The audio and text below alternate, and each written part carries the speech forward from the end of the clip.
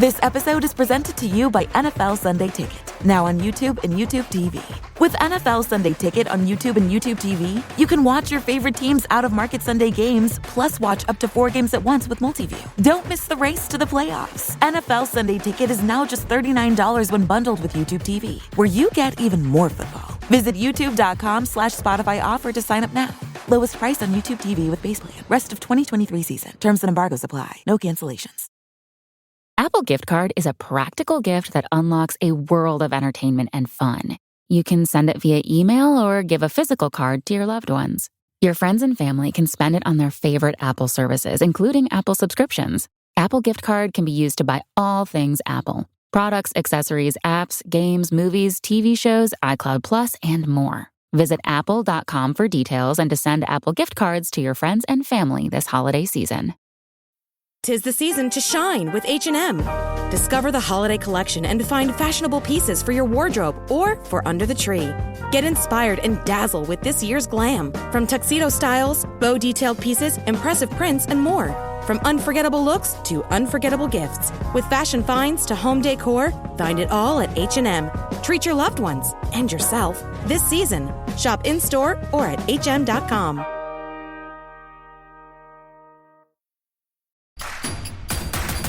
Introducing Royal Caribbean's newest ship, Icon of the Seas, the ultimate family vacation.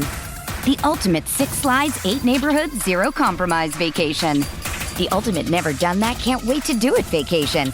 The ultimate chillin' by a different pool every day of the week vacation. This is the Icon of Vacations. Icon of the Seas, arriving in 2024. Book today. Come seek the Royal Caribbean. Ships Registry, Bahamas.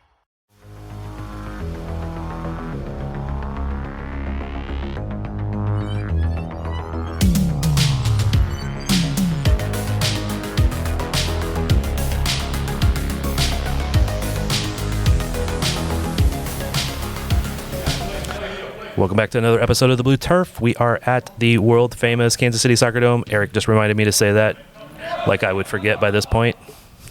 How you doing, Eric? I'm doing well. How are you doing, Dad? Not too bad. A little tired, but, that's life. Get ready for a busy weekend. Lots of soccer between Sporting and the Comets. You looking forward to this weekend? I am. I think that it's safe to say the Comets have a bad taste in their mouth after getting hammered in Baltimore, and not hammered in a festive way, hammered in on-the-field way. So I think that they have an opportunity to correct course, but maybe before we talk about what they're facing 2 games this weekend, we look back at what happened in Baltimore. What did happen? I mean, obviously the score was 9-2. Not a very favorable score for the overall game. They can use excuses all they want, but they still needed to at least show better than that. What do you think? So a couple things that come to mind. Take a step back. So how did they prepare for this? You mentioned we're at the world-famous Kansas City Soccer Dome, and so there's a regulation field, but also a smaller field, more futsal size or little kid size.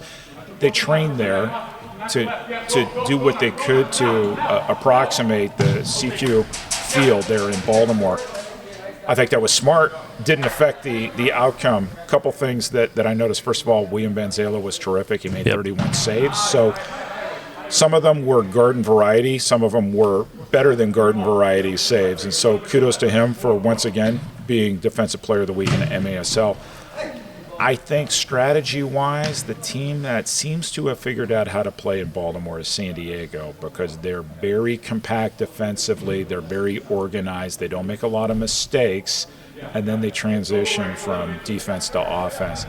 It's hard for the Comets. Teams like the Comets and Empire that want to score.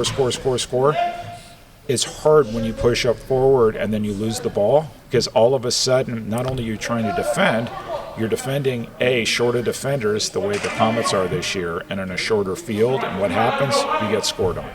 Yeah, that's pretty much the way I saw it. I watched them practice the other day, and they were pressing high. That's what they did in the game. Once they got the ball, they were trying to, do that, build that offense, and Baltimore just punished them every time. like you said, that short field, I do think probably the style is to play a little more defensively, play that compact, almost park the bus from an outdoor term. I hate that style, but that's probably what you have to do in that little field. I mean, I think that's right. So I think about today's San Diego Sockers, but going way back to my favorite year in the history of indoor soccer, 1987. The Dallas Sidekicks always played everybody behind the ball. So we're going to defend first, we're going to defend as a team, and then we'll break out from that. It minimizes the odd men situations. And so I think if the Comets wind up facing, well, we'll talk, they have to go on the road to Baltimore again. But if they also have to face them in the playoffs there, a change in strategy would definitely be a smart idea. Totally agree. Is there really anything else we can break down from that game? I mean, is there positives? Positives for Baltimore, for sure. They passed the ball extremely well. And it was multiple players scoring. I think from the Comets, it's really hard to take what happened in that game and then extrapolate it for Cable Dolphin Arena. It's a different field. It's a different setting. The Comets are very confident at home. I think Baltimore may be a little bit looser this week than Kansas City was going in there because there's less pressure on them. They're tied for second place right now. Yes, they would like to compete with Milwaukee, but I don't know that they're coming in here expecting to get 3. The Comets absolutely need 3 points on Saturday night. We've talked for how many weeks now, got to get points on the road, True, got to get points at home. Absolutely got to get those 3 points. They went into this last week with the opportunity to basically move it up to second, I think, and came out of it in a solid 4th. Well, but there's an opportunity this weekend, a couple opportunities. Let's start with Friday. So they're 3 points behind Baltimore. They're 3 points behind Florida. Both teams, well, Kansas City can take care of business here against Baltimore. Florida has games this weekend too, and so you never know how that's going to shake out. Then the Comets go to Milwaukee. There's an opportunity to steal some points there. It's going to be a very tough turnaround, and what teams in the Eastern Conference have shown this year is a difficulty in that second game. Milwaukee last weekend had a barn burner game against Florida Saturday night and then was totally flat Sunday at St. Louis. And so it's going to be a challenge, but for the Comets, they need to think about this one day at a time. Don't worry about Milwaukee yet. You got to focus on Baltimore. Yeah, and it is tough, that turnaround. I mean, that's just a fact of life in this league. Every team's going to have to go through it at some point. Some teams get perhaps better schedules than others, but that's just probably luck of the draw. It's and I know we've talked sometimes like the old days, teams that play 3 games in 4 days and things like that, but it still takes a toll. You have a roster, and you have to deal with that roster and who's healthy, who's in the turnaround that you can rest your legs, because playing at midnight or playing until 10 o'clock at night and then getting on a bus or a plane that night to get to the next place, you don't have a chance to really recuperate. So let's talk about that a little bit, because Milwaukee's coach Giuliano Olivero has been critiqued for some of the decisions he's made on that second game. So they've had a couple situations this year where they've had a Saturday night game at home or a Friday night game at home, and then the next day playing on the road. We saw this in Kansas City in January, I believe, when they rested a lot of players. Derek Huffman didn't make the trip, etc. But then this happened again this weekend at St. Louis, and Milwaukee didn't look competitive most of that game, or they were playing catch-up, I think is maybe a fair way to say. For the Comets, they have to make a decision here. Are we resting bodies in Milwaukee, or are we going to try to go full back-to-back? And so Coach Leo Gibson, assistant coach Stefan Stokic, they're going to have to give this some thought. Is this a contingent decision or what? But again, they need points. If they want any good playoff position, they need to score some road points. And we talk a little bit about what games they have left, where the opportunities are, but it's going to be impossible to get where they would like to be at the end of the regular season, only winning at home and losing the rest of their road games. If they win everything at home, they probably make the playoffs. They probably come in 4th. Probably. I mean, there's obviously chances of everything, but it gets them to the playoffs, which is a very weak level of success, especially for this team who came in with much higher expectations on them, especially with everything they've done this year. We know how close they've come to being able to get these points and didn't quite get them. If you're the coach, do you prioritize Baltimore? Do you prioritize Milwaukee? Or do you just go full everything against the wall? And well, so let's look at the next couple of weeks, because this is the ultimate challenge facing the coaching staff. 2 back-to-back weekends against teams right there in the standings. So this weekend it's home on Saturday versus Baltimore, and then an immediate trip on Sunday to Milwaukee. And then the following weekend it's home on a Friday night against Florida, and then immediate turnaround to Baltimore, and that's going to be a difficult trip. Not only just playing an intense Florida team and then physically as well as mentally getting ready, but look at what just happened in Baltimore. So you're going into an arena, you just lost by 7 goals. How are you going to make that transition? That was 7 goals with only 1 game. Yeah. That weekend, no excuses about a back-to-back. They're going to have to figure that out. So it's going to be critical for the coaches to figure out how can they leverage the most points out of these 4 games. Again, I will never claim to be the more knowledgeable than the coaches, but this could actually, in a way, backwards help them if they're tired going into Baltimore in that weekend. Maybe they don't press as high. Maybe they do sit back. Maybe they force that defense, and maybe they turn that script around this time just because they have to. Well, maybe you see some different players on the road. So when you're looking at home and away in a given weekend, there are some choices that you can make in terms of your starting 16, and so it would not shock me if we see both weekends some players resting either way, meaning that the top 16 play on the home game, and then we see 1 or 2 players pivot in the lineup. That actually brings a point. I don't know if you mentioned this or you noticed this stat in that Baltimore game. They were running tight 2 lines. We didn't see a lot of Junior Kazim. We didn't see a lot of Chris Andreas. And so it's almost like there was a different strategy in terms of player substitution, specifically in that Baltimore game. Right. We're used to 15. So there's 2 goalkeepers, right? So typically you'd have 15 players in the game. You're typically used to seeing 13, 14, 15 in the rotation for the Comets. That wasn't the case in Baltimore. I think with 2 games back-to-back weekends, they're going to have to go a little bit deeper in terms of how they run their lines. Oh, I agree, and that did surprise me because I thought Andreas would have been a perfect guy to be playing on that field because of how quick he is and just the intensity he has on defending, the high press. I think I was very surprised he wasn't one of those guys who was getting a lot more time in that game. So now we'll see, right?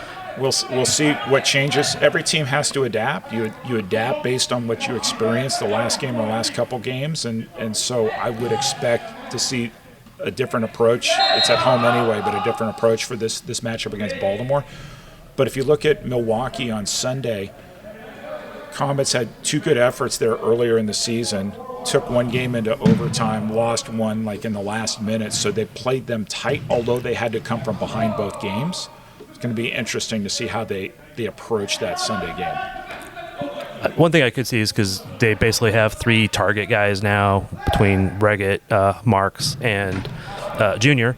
Yeah, I could see maybe one of those not playing much on one game and then getting a lot more time the next game.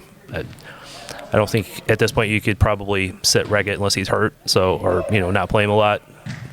That is actually one of the things I was going to bring up is we're sitting here watching practice, and this is really they're getting their first week and second week of getting Reggett fully in training, getting used to him. So hopefully I'm sure they're hoping that will help.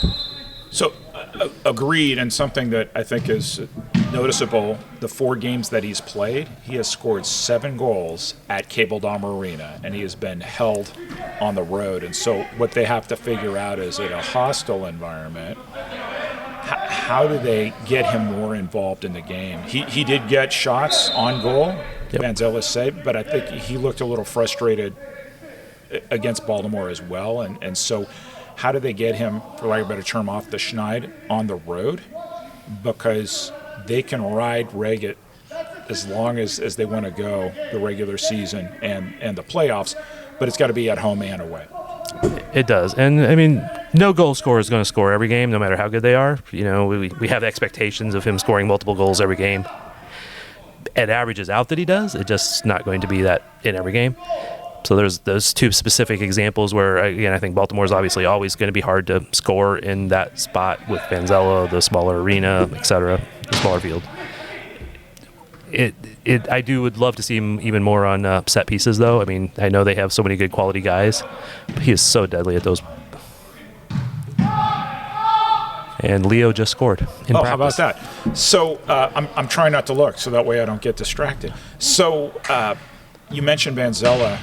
Interesting tidbit. The last time we saw William Vanzella at Cable Dahmer Arena, he was not playing for the Baltimore Blast. He was playing for the San Diego Sockers during the COVID year when the Comets hosted both semifinal series. And based on his strong goalkeeping, the Sockers upset the Florida Tropics, who featured Ian Bennett that year, and then wound up winning the championship, even though they had a losing record in the regular season. And so Vanzella has shown over his career, he doesn't care where he plays, he's going to bring his A game regardless.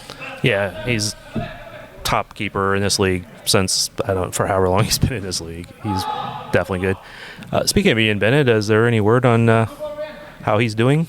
He played, so it's interesting, as he played this last weekend, scored at home, got his point-scoring streak stopped by, of all teams, the St. Louis Ambush. So no goals, no assists in Sunday's game, and he was in a regular shift. And so...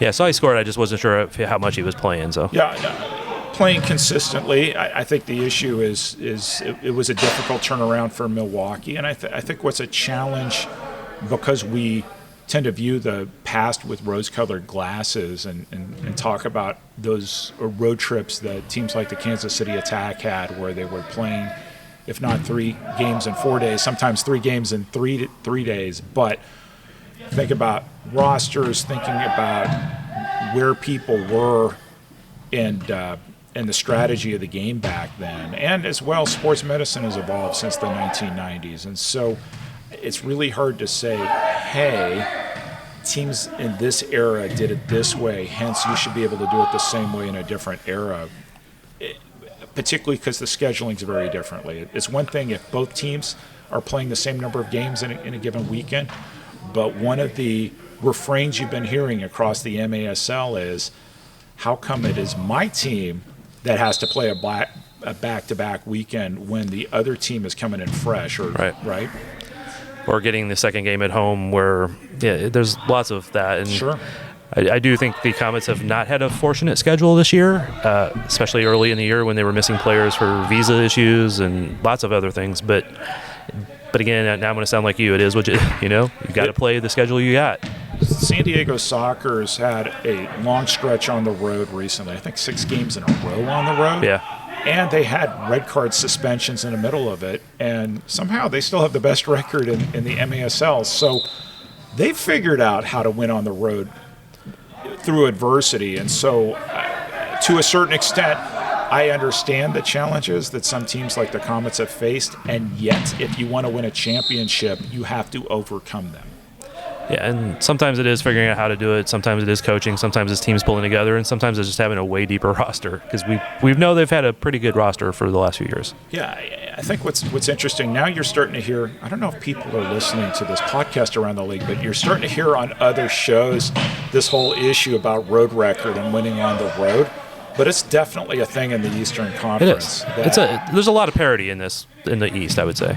Yeah, but it's not parity in the sense where on any given day a team could win anywhere. It just seems like teams that are at home are more apt to win than what you see on the Western Conference, where there's a couple teams, it doesn't matter where they play, they're going to win. But in the East now, every team has a losing record on the road. Yeah, And to me, that is a one version of that parody, though, because the teams are close, and the advantage is that they are playing at home with a little more rest, their home bed, not riding in a bus to the game that day. Sure. When we get into next week's episode and we start looking toward the playoffs, I think we'll have a better idea of what the options are for the Comets, because, as we mentioned before, 5 teams qualify in this year's format. The 4th and the 5th place team get that opening game. You definitely do not want to be the 5, particularly in the East where road teams have been struggling, right? Worst case scenario for the Comets, you want to be the 4. Worst case scenario. Right. And then you start looking at matchups, because in some ways, I'd take a 4 seed, even if you had to play that first game and potentially get Milwaukee as a first-round matchup, than having to be a 3 seed with Baltimore ahead of you. No, I see that.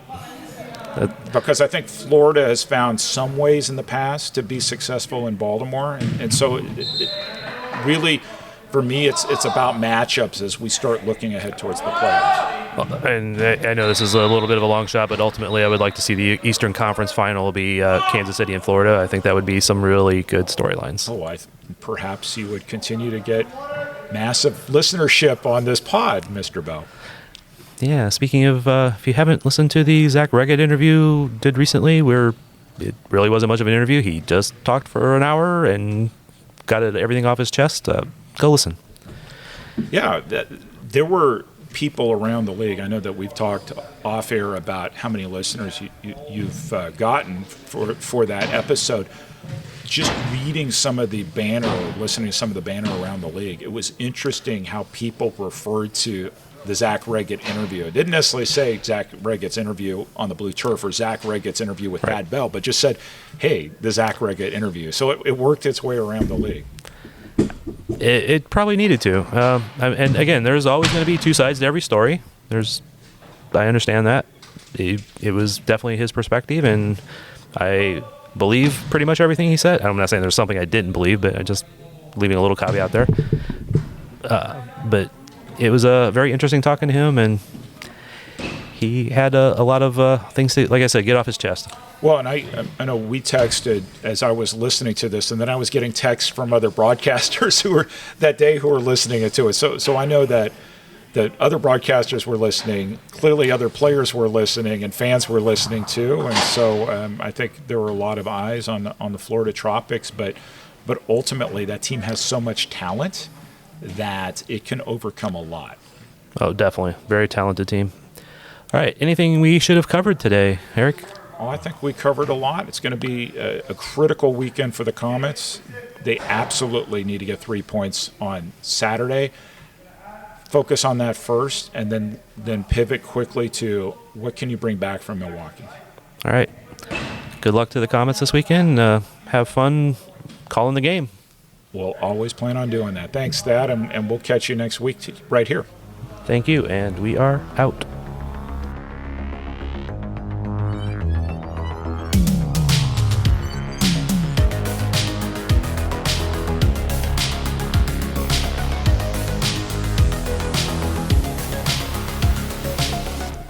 All right, a little addition to our pod, the pod I just did with Eric Bergrud on the blue turf. I have with me legendary keeper Alan Mayer. How you doing, sir? I'm doing great, thank you. Thanks for letting me come on your show. It's awesome. No, the honor's mine, man. Getting you on this is pretty legendary for me. So, I saw you play many years ago, but this was the anniversary, the 40th anniversary of you being the MVP. Was that correct? Yes, it was 40 very quick years. I don't know where the heck they went, but we did have a little party in San Diego this past weekend. So I went back there for it, and it was wonderful. It was a great time. You did not jump in the alumni game there? I did not. When I first arrived, they said that this year they want to try to make it a competitive game. And they're going to make it 6v6 instead of your normal 10v10 or 12v12. where in the 10v10 or 12 you can hide. Right. So I do that in immediate games. Yeah, man. right. No, that's exactly right. And so once they said they want to make it a little bit more competitive, and there was only going to be 6 people on the field, I said, "Whoa, maybe I'll get in shape for next year or something." But as it turned out, they ended up playing like 12v12 anyway, which is what you should do in those games. Right. But it was a lot. It was a ton of fun. Who are some of the other legends that were on that team with you? Well, in that 1982-83 championship team, it was in the MISL. We had a really very, very good team. A lot of diversified type players. Some of the players that were there this weekend, obviously, is the big name would be Julie V. Very good friend of mine. I played with him for a number of years, and just a tremendous player, one of the best in the indoor game. Cha-Cha Namdar was there, a role player with us at the time, and played a very, very pivotal play, because he came in and he does like with Chris Andreas with us now. He runs around a lot and creates havoc. And that was what Cha-Cha did. Another fella was Frank Vizarro, and I found out that he again was a role player with us, and was a good player, did his deal. But I later found out, or he was telling me now, that after he quit soccer, he went into the food business, and he worked for Pizza Hut down around San Diego, and then he went into a company called McDonald's, and when he said McDonald's, I didn't. It was the real McDonald's, and he worked his way all the way up to the number 2 man in the world. Wow! So soccer players do have a chance to be very successful off the field as well. So it was really nice. I was trying to get a few free coupons from McDonald's from him, but. He retired there a few years ago. He's not just carrying them in his wallet now? No, he probably has enough dollars in his wallet to not have to worry about the free coupons. Yeah, he can afford it, right? Yeah. And then we had Guy Newman come in, which is Ron Newman's son. Guy was a wonderful player for us in the back in the championship year, and he played a big part in us winning it. And he was an all-hustle guy. Skill-wise, decent, but he had a great attitude. Didn't back down from anything. Played all along. So it was a nice thing to see Guy out there with us as well. He's a guy I would actually like to get on the pod one day just to talk about his dad and his career too, but honestly about his dad. Absolutely, yeah. No, his dad has had Ron is legendary. I mean, he had a great career, and Guy was a good player, a very good player, and he was one of the guys I wanted to see when I was there. I spent some time with him, and we're good friends. My wife and our family are very good friends with the Newmans, because he was coaching here with the Wiz when I coached with it was. Ron and Guy were the coaches, and then I was the goalkeeper coach when we first started off with the Wiz, and then the Wizards. So it was nice, and so we started off a little bit in the MLS as well. Yeah, no, I remember that, man. Yeah. That's I had seen Ron as an indoor coach, and obviously with the Wiz and Wizards, he was spectacular all the time. Right. One of my favorite memories back then was I got to go to like a coach talk with him, and it was, I'm just a fan, and he's just up there talking. Yeah. And well, it's a coach talk. I'm sure you probably learned a few things, but you probably thought you were in a comedy store as well, because he can tell good stories, and he's a funny fella. Speaking of stories, what stories can you tell from back in those days with when you were winning the MVP? Well, one of the things that it shocked me, because I hadn't thought about it for a long time, but it was and the people refreshed my memory when we went back, and I'll tell you, it was how we actually won that the tournament, the championship there, when we played Baltimore, who was like the first or second highest scoring team in the league at the time, and they came to us in San Diego. The first 2 games we shut them out, and then we went back to Baltimore, and they won 2. So it was a great, and I wouldn't have done it any other way to come back and win the championship in front of your fans, the third and final game. And they only scored 1 goal in that particular game, and we won it 3-1. So we were the champions. But I forgot about how we actually did it, in the respect that we were in the MISL at the time, and that's the indoor. But the NASL was playing outdoor at the time, so we were a member of both of them at the same time. We opened up our NASL season like 3 days before the MISL finals. Wow. So we actually had like 6 or 7 of our players who played in the final game actually played in the outdoor NASL opener, and then had to, with no rest or anything, come in and play in the championship game. So there was 6 or 7 of them that did that, and I forgot that happened, and there were several of them that were key contributors. Guy Newman was one of them, Apollo Siri, Gary. Were you not in goal for both of those, though? No. Oh, no, because I'd just finished playing 48 regular. We played 48 regular season, and this was the 10th game in the playoffs. And I was really beat up from the long season. Fortunately, he rested probably 4 or 5 of the regular indoor guys. But still, the majority of your team, and you're playing in an outdoor league, to then go indoor, and then to go against a team like Baltimore, who had the second best record in the league. It was a huge challenge, and it was nice to be able to achieve the success under those circumstances. No, that's amazing. Yeah.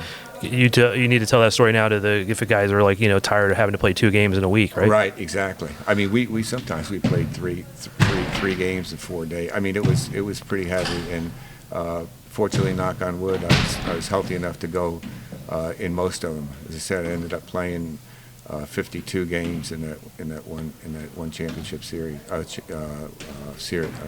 year for the year. Right, thank you. Yeah. Do you remember what your record was back then? Yeah.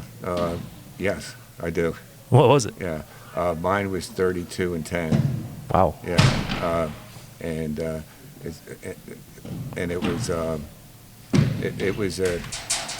was great, because once I didn't play the first 6 games because there was a problem with the contract in coming from the MISL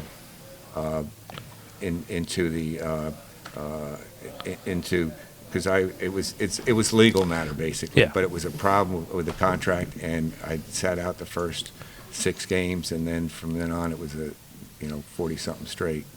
And at that time we were 1-5 in the first part of the season, and so you made all the difference. No, I didn't. I'm not saying that. I'm not saying that. All I'm saying is that we came in and we had some good success, and it was great this past weekend going back and seeing those guys again, and a lot of the fans as well that were there. Do you remember like some of the specific fans from back then? Oh yeah. Oh, absolutely. Oh yeah. They absolutely. They would come up and they would tell me a little bit how we met and stuff like that, and I do remember them because they have good fans there, and we have good fans here in Kansas City. But it was 40 years since I went back, to see a game, and so it was a long. I can't believe it. 40 years it went by, and when I saw my teammates and the stadium it was just brought back a lot of fond memories. When you say that was 40 years ago, man, I was thinking you're like playing like you were 5 or something. Yeah. Well, maybe 6 or 7. I see you out here exercising after practices with the Comets and stuff, and You're doing pretty dang good, man. I'm not sure if I would use the word exercise, and that means you're actually probably doing something. I do try to get out and do a little something, and it's all in slow motion right now. It doesn't have to be as fast as it used to be. No, not now. But it was good. With the differences in sport and medical science, exercise science, you kind of wish you were playing in this day and age versus back then, or? A lot of people have asked me that question, and because especially in the MLS and things like that, where they're making some really good money and et cetera. Really good. So people always say, you came a few years early. But I look at it strictly in the fact that I'm very happy with the coming in when I came in the 70s, and because the way it is in my mind is I was out in a competitive nature against maybe 100 different people, 100 different goalkeepers. So you just have to be in the top one or two of the 100. Nowadays, it's that 100 has shot up to maybe 10,000 or 100,000 goalkeepers all throughout America. And so the chances and the odds of getting into the top echelon in that particular would be a lot tougher. Not that it couldn't be done, but it would be a lot tougher. I think the cream always rises, though. I mean, the top 100 back then is probably still would be the top 100 now. Just and there's always to really do well in the sport, you have to have lucky breaks, and you have to be at the right time at the right place. Have the right coach, draft you or the team. And then, like in my particular situation, I was drafted. I was lucky enough to go with a team that already had a seasoned goalkeeper, so I didn't have to come in and play right away. So I sat about first year I sat out all but 5 games, and then the next year we traded. He went to the reserve, and I went into the first spot. So it was as I say, perfect storm in the right place at the right time. Now if I went in with the one that had the goalkeeper was 25 and was doing really, really well, and maybe I would never have gotten a chance. That's what I'm saying. I don't have any regrets about doing it earlier on. That's the way it is with I see a lot of guys will go to a team and I think they're really good and they just don't get their chance. They might have to go to another team in order to even have a shot at it. Absolutely. And you have to wait your turn, and then when your turn comes, you have to perform. If you wait your time comes, and then you don't perform, you're out. Yep. It's a dog-eat-dog game, and it's unfortunately it's a big business, and that's just the way it is. Especially now. Yeah, it is. Yep, exactly. All right, so I don't want to call this rapid fire, but maybe a little bit. But who's the best opposing keeper you've played against? The best opposing keeper I've played against is probably there's several of them. But probably the number one would be Victor Naguara. I really rank him very high as a goalkeeper. There was other, Slobo's up there, Shep Messing's up there. There was just a ton of Zoltan Toth is up there. As a matter of fact, I just was with Zoltan in San Diego he and Julie and I spent a lot of time together. Cool. Who was the opposing attacker that you most hated to see get the ball in his foot? I would say the person who I hated the most, it just got on his foot, and then he shot, and it went by me. A lot of times was Steve Jungle. Yeah. Steve Jungle was the lord of all indoors and the son of a gun.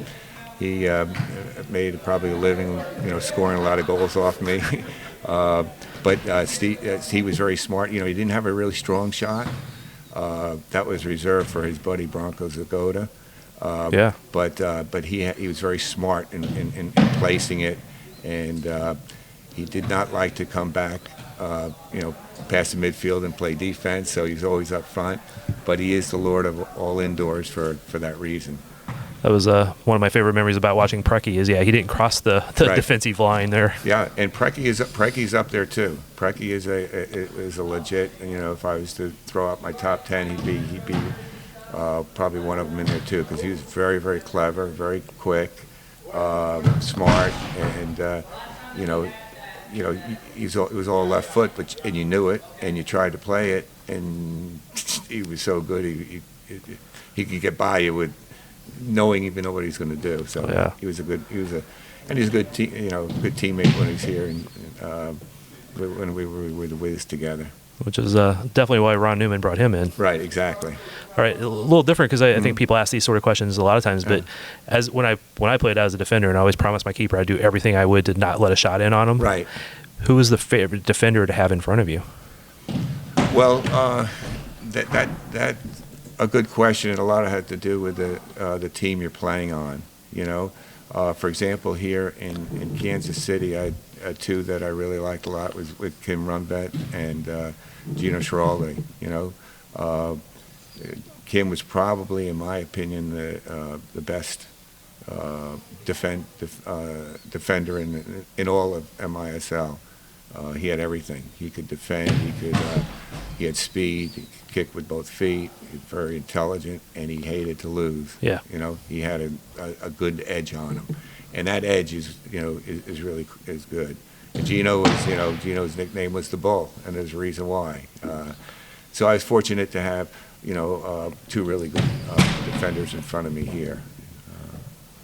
And then it depended upon where else you went. In San Diego, I had, Kevin Crowe was there, Martin Donlin, Gert Wojciechowski, just on and on. And you really are. The old saying is, you're as good as your defense in front of you. It's really true. I mean, you still have to go and perform, but your defense in front of you helps you out a lot. It's just a wonderful to have good defenders in with you, and I like the competitiveness in them. I like the ones that didn't want to lose and would just go all out. I don't want to take too much of your time, love it. I want to ask one more, at least. I talk to your son all the time. Right. You guys are the goalkeeping tandem coach. I didn't say that very well. You know what I mean? The goalkeeping coaches for the Comets. Right. How cool is it to work with him on a pretty much daily basis? Oh, I love it. It's absolutely fabulous, and a little, I love working for the Comets. I have done it for a long time, but he makes it extra special, and one of the main reasons why I'm still coaching here. To work with him, to drive in a car and talk about different things, and he's the thing about, we're a little bit different in the respect that he's much better at evaluating talent than I am. He can look at someone and say, he's good, or he says he's crap. So he has he knows the league, the players in the MASL way better than I do. Who the good players are and who's not. So he studies them a lot, and then to be able to train with him, and we're very, he and I are both very, and I'm telling you sincerely, we're very lucky to have the people that we work with. The goalkeeping situation that we've had here the last few years has been wonderful. Great people. Working with Leo and Stefan is tremendous, because we go way back. I respect them tremendously. So they have a good value of the game. But our keepers that we've had, starting with Neto, has been great to work with. And the thing is that you're talking about with Kenny and I, we have different. I'm 70 years old, Kenny's 40, and Neto's 20-something. So there could be an age difference there. A little bit. But Kenny can bridge that age bracket better. We've been lucky. We've had we've had Boris and Danny in the past. Steve Patterson, he was a really good goalkeeper. The lawman down in Wichita was a great to work with. With Lou, and it just goes on. And the ones with right now with Stevie coming up has been an absolute pleasure to work with. I had Stevie when I was working with Sporting in their academy. He was one of the goalkeepers there, and I've always liked what I saw from him there. But he has all the necessary things to be a success, and including attitude, including athletic ability, including wanting to play, a good guy, and then with Tito coming in to help out. We've been very fortunate that we've had a lot of good people to work with, and that's cream on the crop as far as if you can enjoy working with good goalkeepers, but with very nice people as well. It makes it a whole lot easier, and a whole lot more fun to do. Yeah, absolutely. That's why I love to just come and watch practice here and Right. chat with you guys afterwards and Yep. talk about different players and such. With your having been around for a few years and played at pretty much every level that there is possible, from indoor, outdoor, national team, how much have you seen the goalkeeper role change, evolve over the years? It seems like much more, using their feet than they used Right. to. Yeah. Well, it's two things. A is the evolution of the outdoor goalkeeper, and then the evolution of the indoor goalkeeper. And the outdoor goalkeeper, the big thing is your feet is the main one. Well, I would say right now in outdoor it's your height. Unfortunately, most teams don't even entertain a person unless they're 6'3", 6'4". Unfortunately, and they also have to be very good. A lot of strategy in the outdoors, building out of the back, so they stress the feet as well. So the size and the feet are the big things, big changes in the outdoor. Then the indoor deal is the height isn't as important.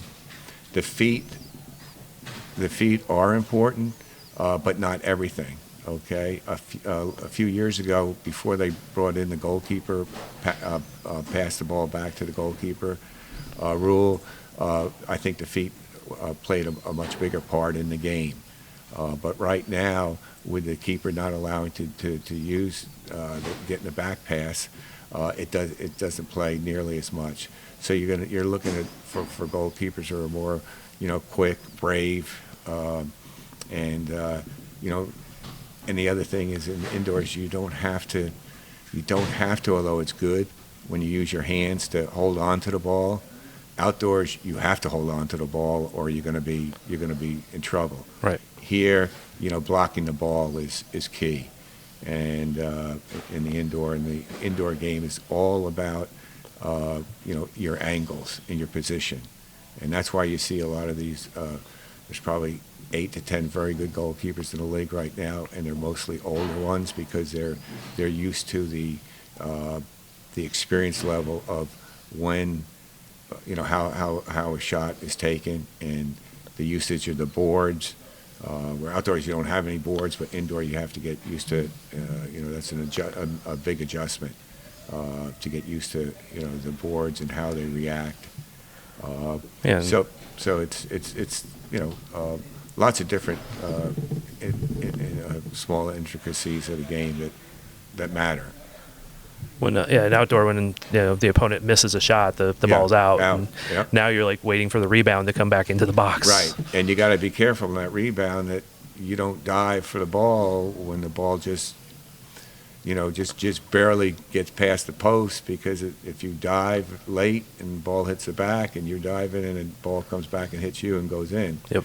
Now, does that happen? Yeah, it does. It's just part of the game. How long do you think it takes for because I mean a lot of keepers, especially in Kansas City and a lot of other areas, have played indoor when they're kids and teenagers, but to become a professional indoor keeper, how much time does it really take to do that adaptation?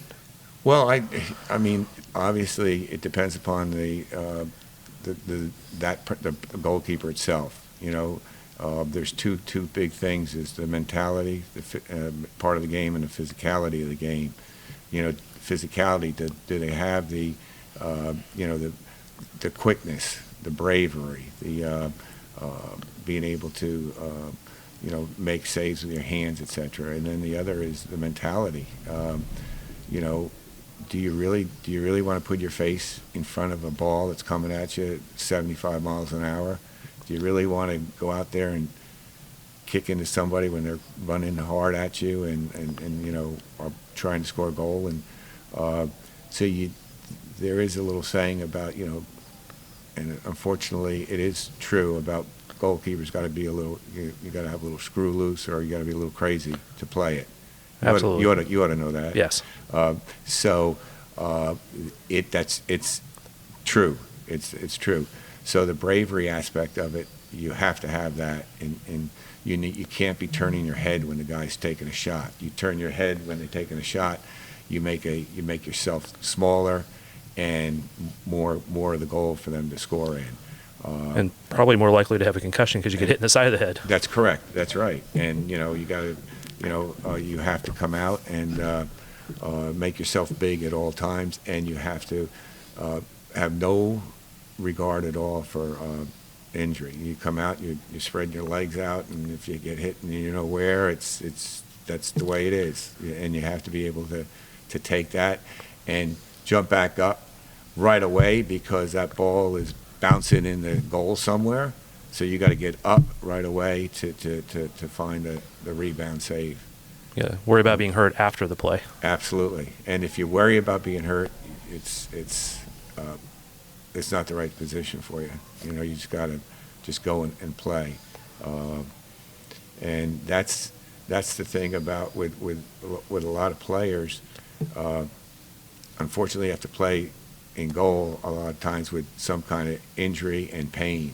And if you can't play with pain, you're not going to be able to last. I mean, you may play one game and then you're out for 5 or 6. But playing with pain, and I'm talking about pain. I'm not talking about like your knee is all jacked up and you can't move. I mean, right. Obviously, but your fingers are always swollen and hurt. Your shoulders are sore. Your hips are sore because you're hitting the ground all the time. Your knees, sore knees are okay, but torn ligaments and stuff you can't do anything about. There's going to be some things that you can't do anything about, but most part your goalkeepers will play a lot of times when maybe the normal person wouldn't. Oh, absolutely. Yeah. Just going back to a little bit on the history, there was that MVP year for you, right? 82, 83. Was that maybe your favorite year of playing, or was there another year that maybe stands out for you? No, it was one of the favorite years for sure. And the reason is, and this is going to sound funny, but winning the MVP, which is obviously the better player in the league, that was a nice award to have. And so I won that. I was able to celebrate it for a day or two. We were in the middle of a playoff series, so I didn't really think too much about it. But I'll tell you, for 100% fact, I was named MVP of the league, and then 10 days later, we won the championship, okay? There is nothing in this world that will be the same as winning a championship. You could be the best player in the league, and that's good, but winning the championship and be able to share it with your teammates and the fans was 100 times better than winning MVP.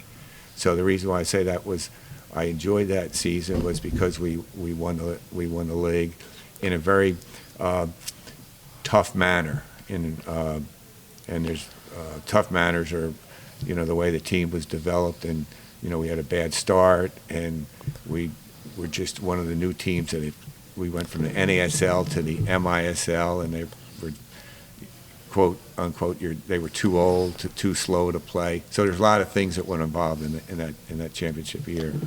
So that was one of the better ones, and winning the championship was key. And then like when we won the championship here with the Comets, that was another big thrill because again it's a team victory. Is it different because you were a coach for that one versus way different? When you're a player, you're involved heavily in it. Coaching was just the goalkeeper coach. I mean, you can only do so much with it. So it was nice, but to actually play and leave the sweat and tears and things on the ground, blood and everything on the ground meant a lot to me. I know for a lot of people that's always a tough transition from being a player to being a coach, right? Because you could affect everything, and now you got to prepare differently. You got to prepare your guys and stuff like that, and that's just got to be the same kind of thing. Is like you can't affect that championship game. Right. There's not a darn thing you can do really from sitting. But it's everything you did before that. Right. Though. Yeah. That's true. But you can't make that winning save. You can't make that winning save with 1 second to go, or you can't score the goal, or block it, or you can't physically do something about it. But you know what? It's going to happen to everybody, every player that I know of, ever. They've played and then they've stopped, and that was it. You can't go forever, which is unfortunate. But this is right now. It's the best of both worlds.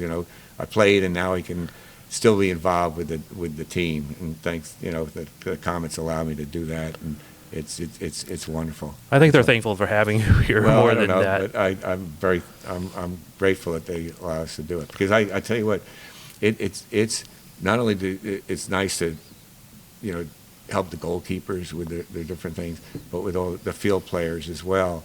I'm not going to tell them really how to kick a ball, or what they should do to defend, or how to score a goal or something. You can give them a little bit of things on the mental part of it, but they're just so much fun to be with. They're nice people, and that's why I get really, really upset at the games, and especially when I watch the away games, because I don't travel. I say probably watch it on the TV, and my wife can't even stand me in any more. She goes in the other room, because I get heavily involved in it. Although I don't play, I want to see Lucas Sosa score goals, Rianne score goals, right. Zach do his thing, and obviously the keepers play well, and Sosa, and all the boys. Yeah, I often see you around halftime up at the upper level of Cable Dahmer Arena, and it's definitely depends on how that game's going. I can if I couldn't see the score, I could tell by your face, just like okay, everything's going good, or that there's a scowl. So right. Well, I have to really watch what I say and do, and react to different things that happen on the field. And fortunately, my wife is generally with me. She can calm me down as far as say, hey, be careful. You can't be using those words with people around, et cetera, et cetera. It's okay. I love the game. Yeah. That's a completely different ball game. But that's how much how emotionally involved I am, and so it's wonderful to, especially you don't know yet, but when you get to be 70 years old and stuff, it's good to have a little something on to look forward to. I'm catching up to you, man. that fraction gets smaller every day. Right, there you go. Yeah. All right. Hey, I greatly appreciate the time. It's always been an honor for me to talk to you. I mean, I've seen you play indoor. I've seen you play outdoor. I've seen you play for the national team. It's an honor to be able to talk to you, once a week, and getting roped into one of your after practice games last week. Yeah, which you did well in it. It was no, good. I intentionally sucked, because then I started cheating. You did cheat, and you did well in the cheating part of it, which is nice. I'm glad I've earned your respect, at least in that regard. Absolutely. All right. When in doubt, call it out, right? Right. Yeah. Yeah. All right. Appreciate the time, Coach. You bet. And thank you very much. Enjoyed it. And we are out.